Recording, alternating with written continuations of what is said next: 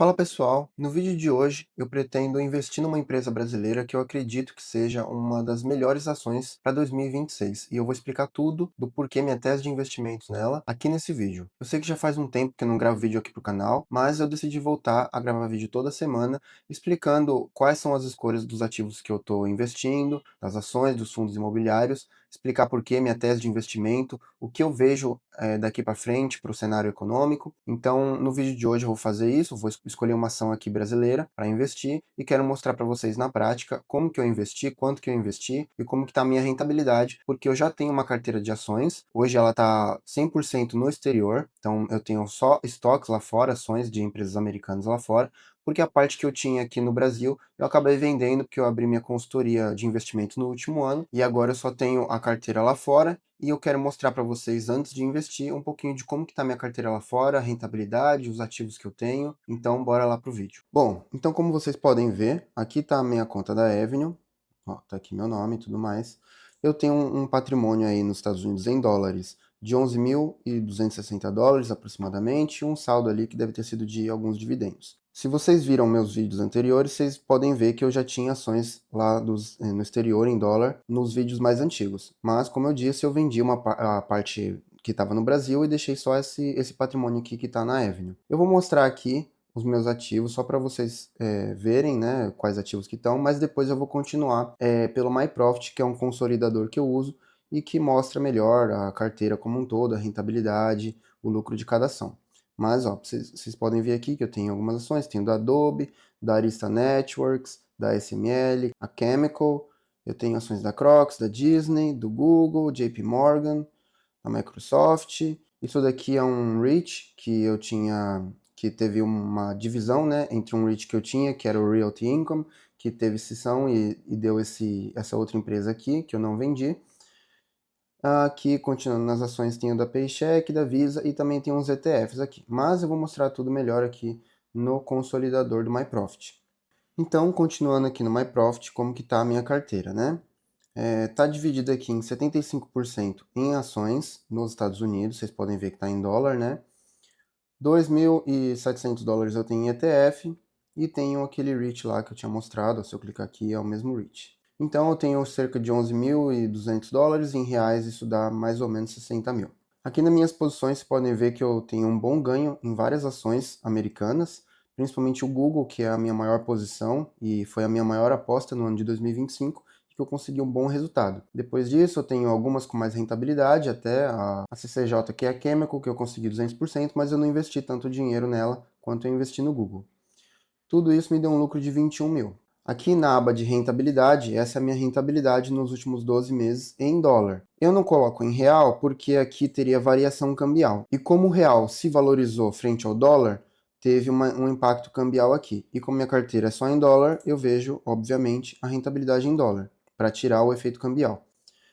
Aí vocês podem ver que eu consegui uma boa rentabilidade nos últimos 12 meses, 24,16%, e é isso. Então, como vocês podem ver, eu não tenho nenhum investimento aqui no Brasil, e é justamente isso que eu vou fazer agora aqui com vocês. Bom, estou aqui na XP, que é a corretora que eu uso para investir. Como vocês podem ver, já tem um histórico aqui de performance na minha carteira, que, como eu disse, eu tinha investimentos aqui, vocês viram nos últimos vídeos, né? Que eu tinha investimento, mas eu precisei vender para abrir a minha consultoria. Aqui a rentabilidade está um pouco bugada, tá? Não sei o que aconteceu aqui, mas quando eu comecei a vender, não era para impactar, mas impactou a rentabilidade as vendas que eu fiz. Mas como vocês podem ver, antes disso eu estava ganhando com folga do CDI, e aí aconteceu isso das vendas e a XP bugou de alguma forma. Mas enfim, vamos lá, eu mandei R$ 500 aqui para a corretora, esse aqui tá constando que eu tenho R$ 5 investido, mas não está investido, são proventos que eu tenho provisionado para cair, tá? Mas então vamos lá, vamos comprar na prática a ação, que vocês já vão ver qual que é. Tá, isso aqui, para quem não sabe, é um home broker, tá? É por aqui que a gente consegue enviar as ordens de uma forma um pouco mais complexa do que o habitual, né? Tem algumas corretoras e bancos que facilitam esse processo, mas a XP tem a opção do home broker, que é o que eu prefiro utilizar para poder comprar e vender as minhas ações, meus ativos. Então, a ação que eu vou comprar aqui é da Prio. Então, vou digitar aqui o ticker da Prio, que é Prio 3, mas eu vou ter que adicionar um F no final, que é de fracionado, porque se eu não adicionar isso daqui, se eu só colocar Prio 3, ele vai vender apenas em lotes de 100, e cada lote de 100 está custando R$ 677 aqui. Como eu só tenho R$ 500 na conta, eu vou colocar o F para poder comprar fracionado. E aí, esse lote aqui já é individual. Então, vou colocar aqui um número próximo de 500.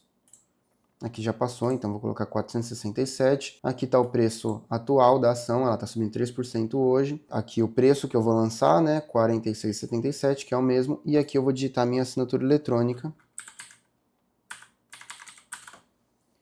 e enviar. Enviei a ordem, ela está pendente e pronto, já foi fechado, já foi executado. Já comprei a ação. Agora a gente vai falar por que eu comprei essa ação, qual que é a minha tese de investimento nela. Antes de eu falar dos números da empresa, a gente precisa entender o que é a Prio hoje, o que é essa empresa, o que ela faz. Então, para quem não sabe, a Prio é a maior petroleira, ela se transformou na maior petroleira independente do Brasil hoje, e ela é uma referência global de eficiência. O modelo de negócio deles é bem simples, eles compram campos maduros de empresas gigantes, de petroleiras gigantes como a Petrobras e a Equinor, que são campos que ainda produzem petróleo, mas que já estão declinando, que estão produzindo menos do que quando essas empresas compraram. E aí, com essa produção baixa, essas empresas elas não querem mais esse campo aí que produz tão pouco petróleo, porque a operação da Petrobras e da Equinor, ela é feita para campos bem maiores. Então, quando começa a produzir pouco, elas não têm mais interesse em ficar produzindo petróleo e elas preferem vender. E depois que a Prio compra esses campos que já estão em declínio e são bem menores, ela vai lá e aplica uma gestão de custos agressiva para estender a vida útil e limpar os custos desnecessários que tem nesse campo. Em resumo, eles conseguem comprar barato e operam melhor e eles conseguem produzir, extrair o máximo de valor daquele campo antes dele se extinguir, antes dele acabar. E muitas vezes eles conseguem diminuir muito o custo desses campos. Um exemplo de como ela consegue reduzir o custo desses campos, revitalizando eles, é esse gráfico aqui, que mostra o lifting cost, que nada mais é do que o custo que ela tem para extrair o petróleo dentro desses campos. E como você pode ver, que desde 2019 ela vai comprando esses campos e revitalizando eles, e o lifting cost vai diminuindo cada vez mais, até chegar numa mínima ali no quarto trimestre de 2023 de 6,8 por barril, 6,8 dólares. Só que desde então, o lifting cost dela veio aumentando. E isso foi causado por causa de uma parada em um dos campos que ela adquiriu, pois precisava de uma licença do IBAMA. E essa licença demorou para sair, para ela começar a operar esse campo, o campo de Peregrino. Só que essa licença saiu no último trimestre de 2025. Então ela já voltou a operar e a gente já está esperando reduzir esse lifting cost novamente. Só que, embora importante a redução do lifting cost, ela não é a métrica mais importante para a Prio. A métrica mais importante é a produção, é a quantidade de barris que ela produz por dia. E como vocês podem ver nesse gráfico aqui, desde 2022 ela vem aumentando a produção e ela teve um declínio ali para 2024 e 2025. Só que no final de 2025 ela já terminou produzindo 127 mil barris por dia. Isso com os campos que ela já tem. Só que é aí que vem o pulo do gato. Em 2026 vai entrar mais um campo adicionando 40 mil barris, e outro campo que ela já tem, que é o de Peregrino, vai aumentar a produção até 150 mil barris. Isso tudo junto faz com que seja esperado uma produção no final de 2026 de 200 mil barris por dia, que é o dobro do que ela produz hoje. Muitos investidores olham para o fluxo de caixa recente da Prio e sentem um desconforto achando que a empresa está queimando dinheiro, mas a gente precisa separar o joio do trigo. Em 2024 e 2025, o que vimos não foi uma deficiência operacional, mas sim um capex de crescimento massivo. A Prio abriu a carteira para comprar o campo de Peregrino e desenvolver o campo de Wahoo. Agora, em janeiro de 2026, estamos no ponto da virada. A fase pesada de investimentos em Wahoo já está acabando. O capex vai cair de 550 milhões de dólares esse ano para 450 milhões em 2027. Menos gasto com CAPEX significa que vai sobrar mais dinheiro para o acionista. Um dos principais projetos de 2026 é o campo de Wahoo, e o primeiro óleo desse campo deve ser extraído entre março e abril de 2026. Esse campo vai injetar 40 mil barris por dia na produção da companhia. E o que é melhor ainda é que, como ele será conectado a uma infraestrutura que a Prio já tem em outro campo dela, que é o de frade, o custo marginal para extrair esse óleo é de apenas $1 por barril. Isso vai derrubar o lifting cost consolidado da Prio lá para casa dos 8 a 9 dólares. Ou seja, a Prio vai aumentar muito a produção dela enquanto ela reduz muito o custo dela. Isso vai fazer com que a geração de caixa dela seja massiva. Somando isso com a diminuição do CAPEX que ela aumentou nesses últimos anos, o fluxo de caixa livre dela vai estourar. Fazendo uma conta rápida, hoje o Brent, que é o barril do petróleo, está sendo vendido no mercado internacional por mais ou menos $62 o barril. Se a gente fizer uma conta de que a Prio vai vender no final de 2026 200 mil barris por dia, mais ou menos a um preço de $60 por barril, se a gente descontar, colocar uma margem aí de 70%, uma margem EBITDA de 70% para a Prio, que é mais ou menos o que ela tem historicamente, ela vai gerar um EBITDA de aproximadamente 2,9 bilhões de dólares. Desconsiderando o CAPEX de 2026 e de 2027, que o CEO falou que vai ficar na casa ali de 500 milhões, isso vai gerar para o acionista um fluxo de caixa livre de 1,7 bilhão de dólares. Agora, tentando traçar quanto que a companhia vai valer nesse período, a gente consegue ver aqui em um dos indicadores do Fundamentei, que é o preço sobre fluxo de caixa livre.